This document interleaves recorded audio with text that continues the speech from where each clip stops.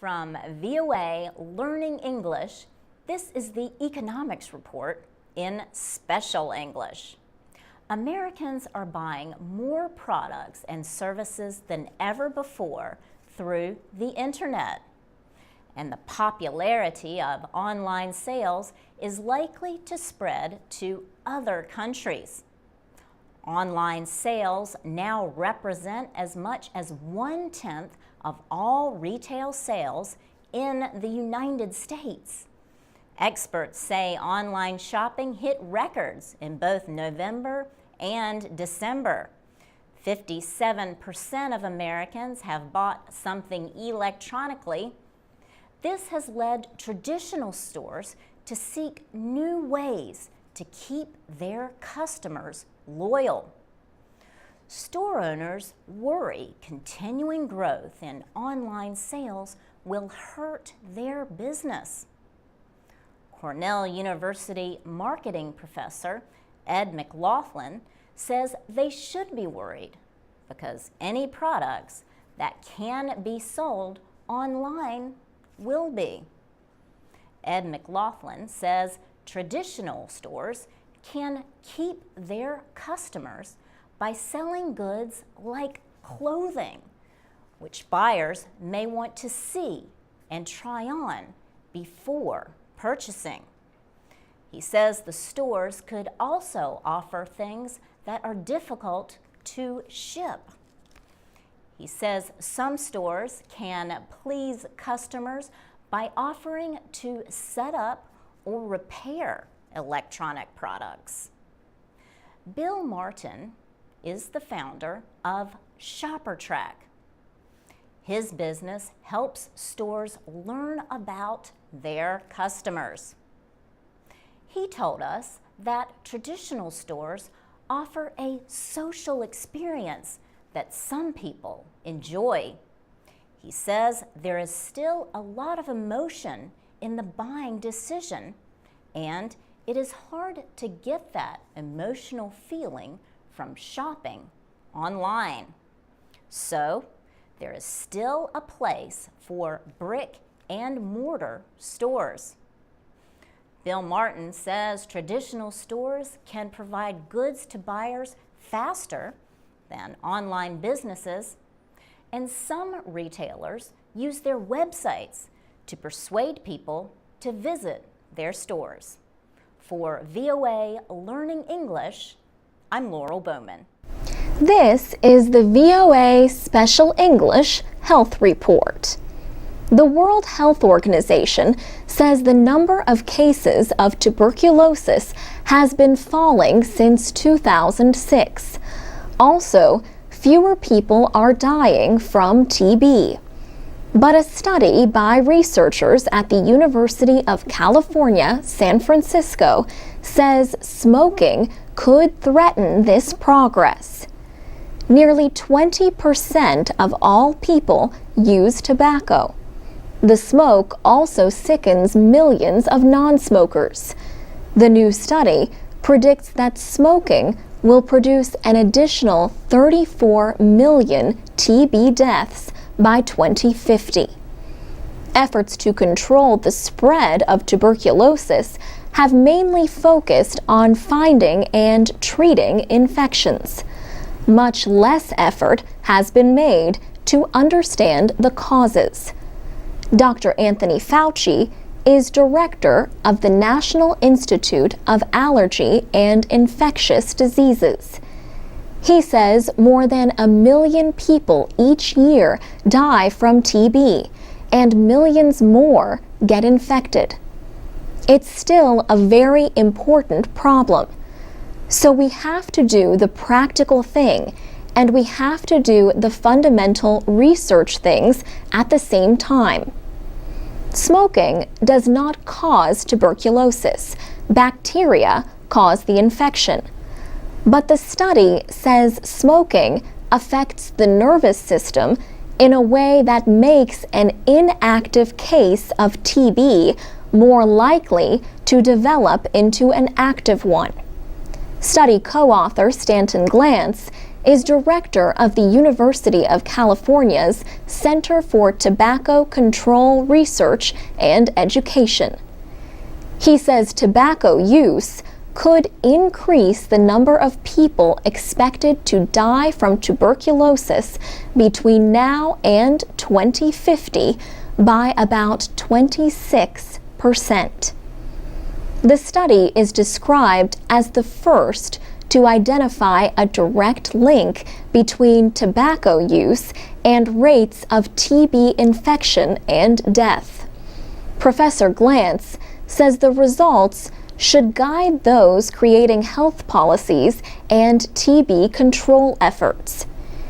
If you want to control the infectious disease of tuberculosis, you have to control the tobacco industry and the tobacco industry's efforts to increase tobacco use, particularly in developing countries where tuberculosis is a big problem. The study predicts that the situation will only get worse if tobacco companies continue to sell more of their products in those countries. It says strong efforts to control tobacco would not only reduce deaths from smoking-related diseases like emphysema, heart disease, and lung cancer. Those efforts would also prevent millions of deaths from tuberculosis. The study appeared in BMJ, the British Medical Journal. For VOA Special English, I'm Alex Villarreal. This is the VOA Special English Economics Report. Business is the most popular subject for international students in the United States. At last count, 22% of foreign students at American colleges and universities were studying business and management. The Institute of International Education in New York says engineering was the second most popular field. Thomas Kosey is a professor of marketing and business at the University of Richmond in Virginia. He says international students who want to study business need to have good English skills. At the same time, native English speakers who work with foreign companies may need to learn some new communication skills themselves. This is because the world has more non-native speakers of English than native speakers. At the University of Richmond, teams of graduate students work with companies seeking to enter the American market. The students learn about writing market entry studies. The reports are written in English, but Professor Kosey tells his students to consider who will read them. He said his students have to write the report so that it can be understood by someone who is an English speaker but not a native English speaker. For example, he tells his students to avoid jargon and other specialized terms that people might not know in their own language. This can be good advice even when writing for other native speakers. But effective communication involves more than just words. Kay Westerfield is director of the International Business Communication Program at the University of Oregon. She says you must have the language skills as well as cultural intelligence. Cultural intelligence means the need to consider local behaviors in everything from simple handshakes to speaking to large groups. Still, Kay Westerfield says the ability of foreign workers to speak English is becoming more important to companies looking to offsource operations to other countries. Also, she says English skills often provide a competitive edge for business students when they seek jobs. She said, as one business student in West Africa put it, English is a lifeline. For VOA Special English, I'm Alex Villarreal.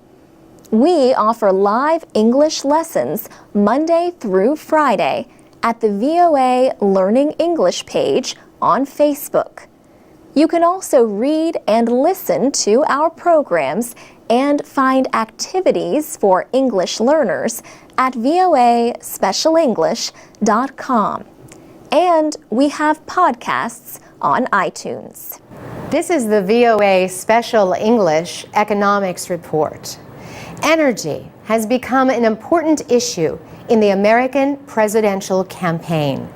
And gasoline prices, costs that affect almost all Americans, have risen sharply in recent months. For example, former Massachusetts Governor Mitt Romney has criticized President Obama's energy policy.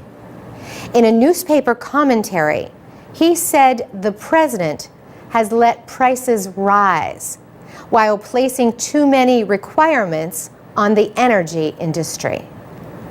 One issue in the political debate is a project proposed by the Canadian company TransCanada. Its Keystone XL pipeline would stretch more than 3,000 kilometers from Alberta, Canada, to several oil processing centers in the United States.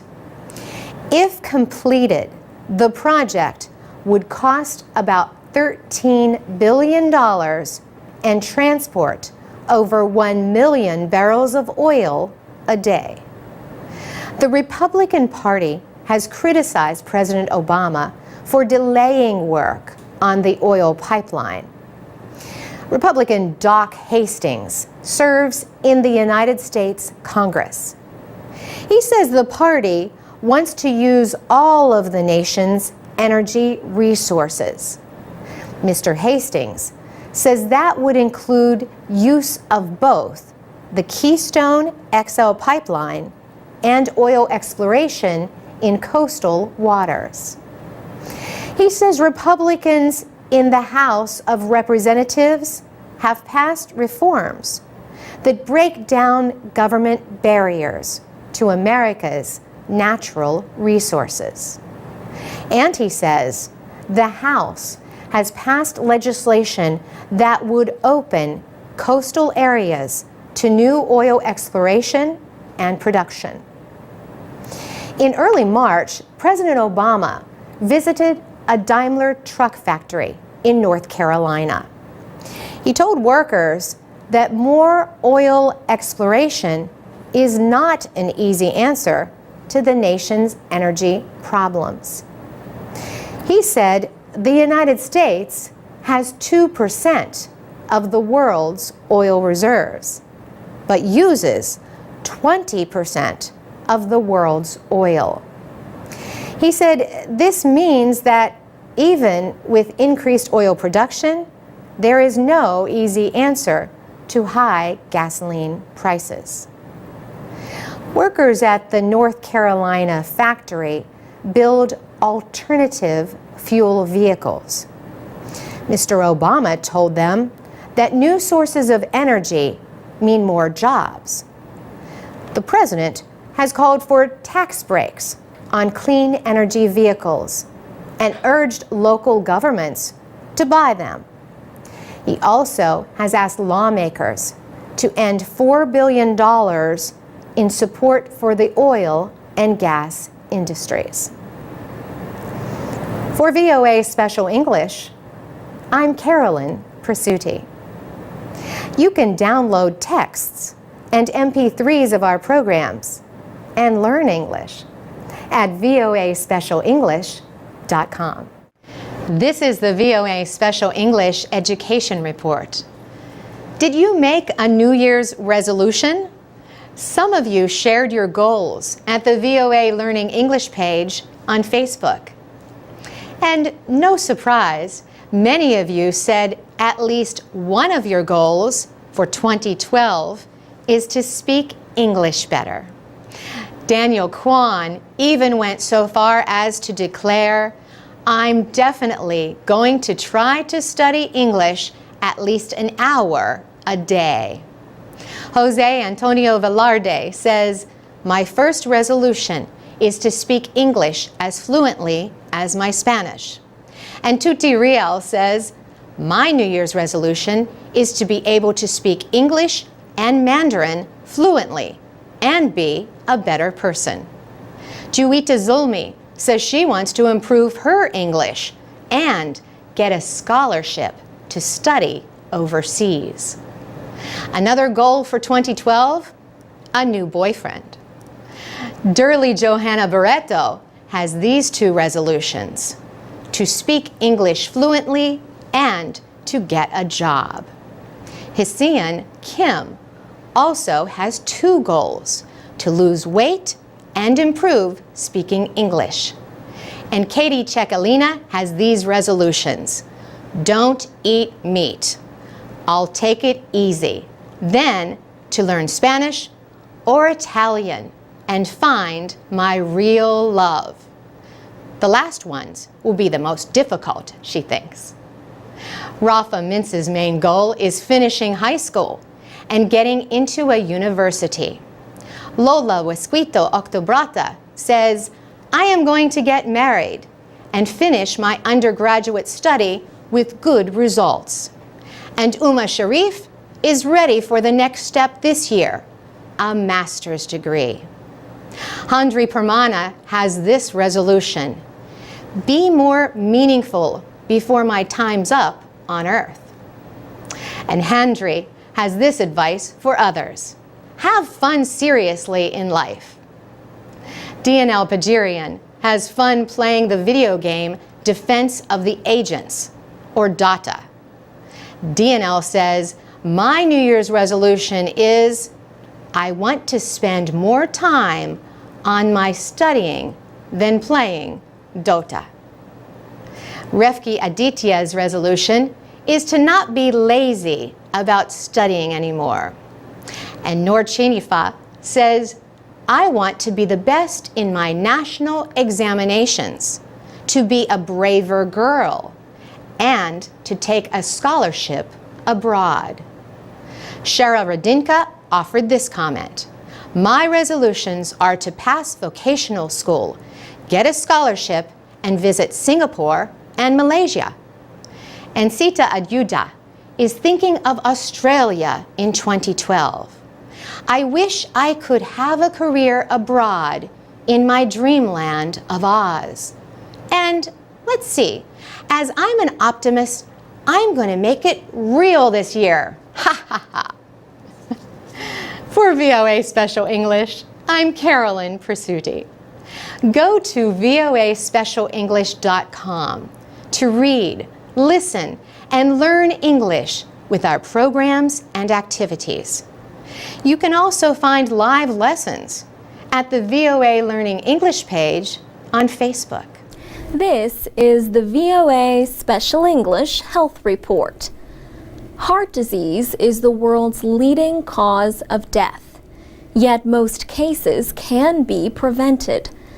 Doctors say reducing deaths from heart disease will require not only changes in the way people live, it will also require changes in public policy and better public knowledge about differences in heart disease between men and women. Two conditions, coronary artery disease and microvascular disease, can both reduce blood flow to the heart. Experts at Brigham and Women's Hospital in Boston say heart disease in women is more likely to be caused by microvascular disease. Finding this condition may require tests other than an angiogram. An angiogram is a kind of X-ray test. Doctors use it to look for a buildup of fatty plaque material that can block arteries. Arteries carry oxygen-rich blood away from the heart to the rest of the body. The World Health Organization says heart disease kills 18 million women a year. And these are not just older women. Carrie Vincent had a heart attack after giving birth to her first child at the age of 31. Ms. Vincent is now taking her message to women at meetings in their homes through an organization called Sister to Sister. Irene Paulin started Sister to Sister to educate women about heart disease. Ms. Paulin urges women to learn about their blood pressure, cholesterol levels, and other risk factors for heart disease. Ms. Paulin teamed up with a heart specialist at Brigham and Women's Hospital. Dr. Joanne Foody works mostly on prevention efforts. She says, "The good news is we know that 90% of heart disease is preventable by reducing risk. That means not smoking, and it means controlling or avoiding diabetes. It also means keeping a healthy weight and eating healthy foods. And it means exercising at least 30 minutes on most days and managing or reducing stress." Dr. Dariush Mozaffarian at the Harvard School of Public Health also has other advice. He says people should eat more fish, whole grains, vegetables, vegetable oils, and nuts, and reduce the amount of salt and trans fats in their diets. Trans fats can increase the risk of heart disease. Heart disease increasingly affects women in developing countries. Dr. Mozaffarian places a lot of blame on the global epidemic of obesity. He says people are getting chronic diseases not from eating too much, but eating poorly. And so, in fact, what they're not eating is actually probably mostly what's harming them. For VOA Special English, I'm Alex Villarreal.